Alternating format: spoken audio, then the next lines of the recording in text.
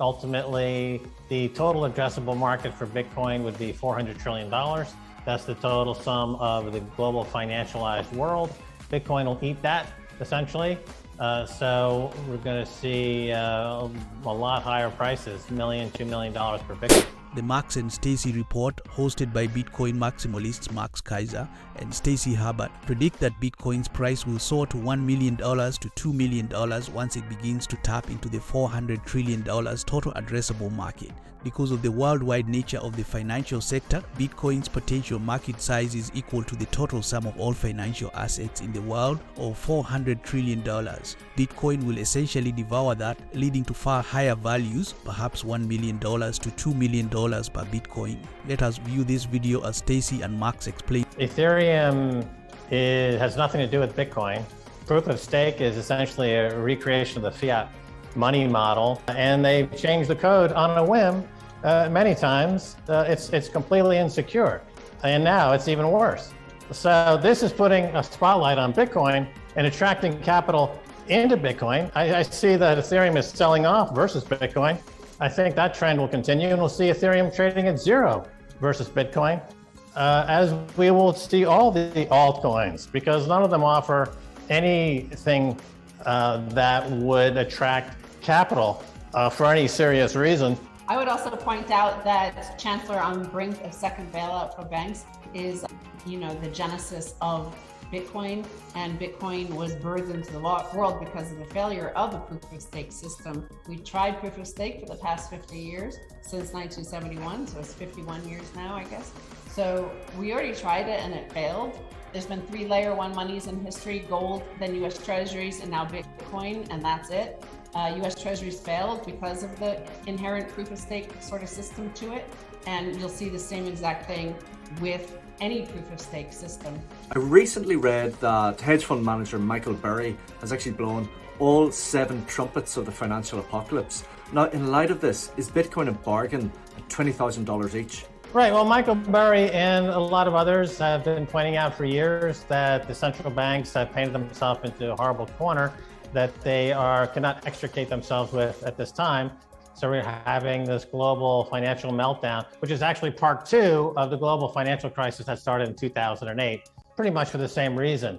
The policymakers, instead of trying to solve the problems that led to the global financial crisis of 2008, simply gave banks a bigger line of credit to do exactly the same thing for another 10, 12, 13 years and cause an even bigger problem.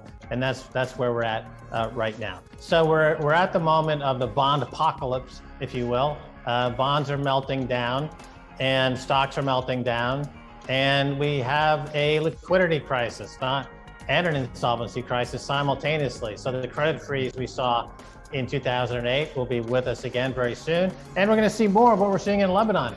Customers are going to banks with guns and saying, "Where's my money?" And now several more copycats are out there in Lebanon trying to get their money back. So the government is now closing banks. So again, if you don't have Bitcoin, remember, anytime you put money in a bank, the money is owned by the bank. You don't own your money anymore once you put it into a bank. Also, this is bigger than that, and you ask about whether or not it's a good bargain, it's a price, you can still exit, and that's all that matters. Max was talking about what's happening in Lebanon, where people are going to extremes. All they want is this thing that they thought was their money. They're taught a notion of what money is. They thought that was their money. They thought that was their savings. They thought that was their wealth. And in fact, it's not. So it evaporated overnight. It is not money what is in the bank there. Just like Ethereum is not money, Bitcoin is money.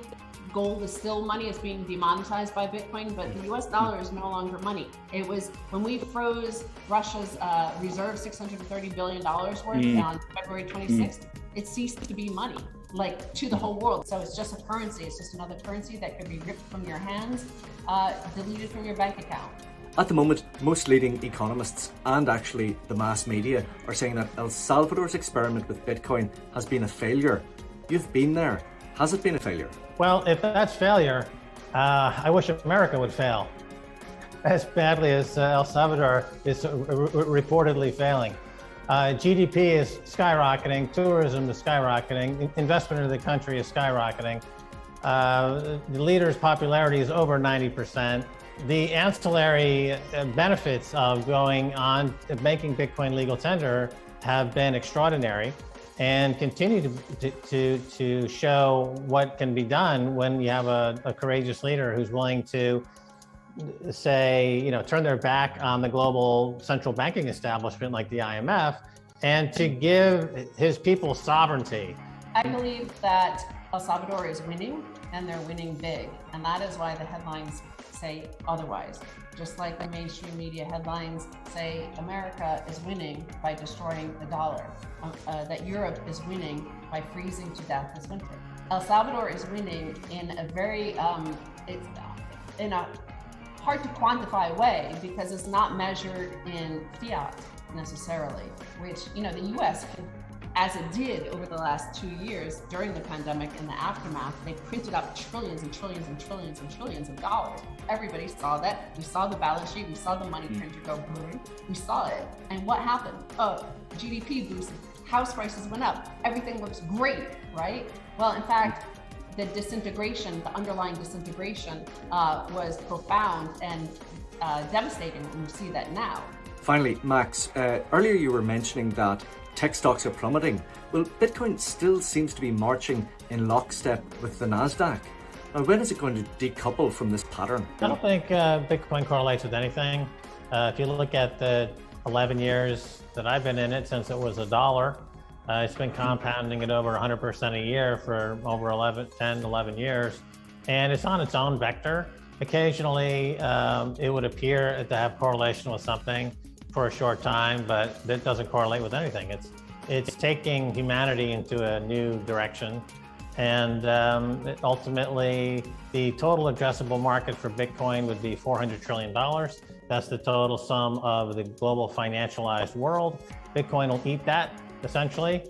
So we're going to see a lot higher prices, $1 million, $2 million per Bitcoin. It has volatility, which is why you shouldn't borrow to buy Bitcoin, because it is a volatile thing. But ultimately, that volatility is needed to really show that it is kind of breaking apart the system.